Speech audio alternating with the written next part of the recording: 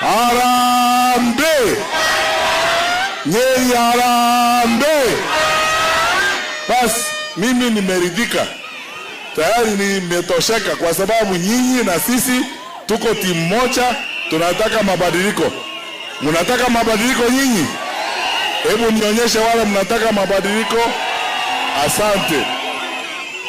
Ya pili, sisi tukiwa katika chama cha Jubilee na tumeungana pamoja na wengine katika upinzani, nimekuja hapa kuwaomba ndugu zangu, sisi tunataka tufanye kazi pamoja na wale wenzetu katika upinzani na mapenzi na umoja na kuelewana.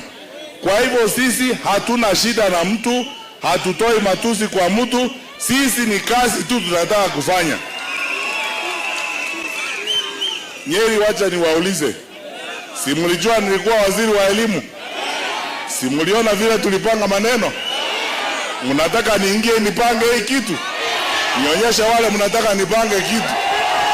Haya, nimekuja hapa kuhakikishia kwamba niko tayari mimi kuanza kufanya hiyo kazi na ninaielewa, na nyinyi sitawaangusha wananchi wa Nyeri.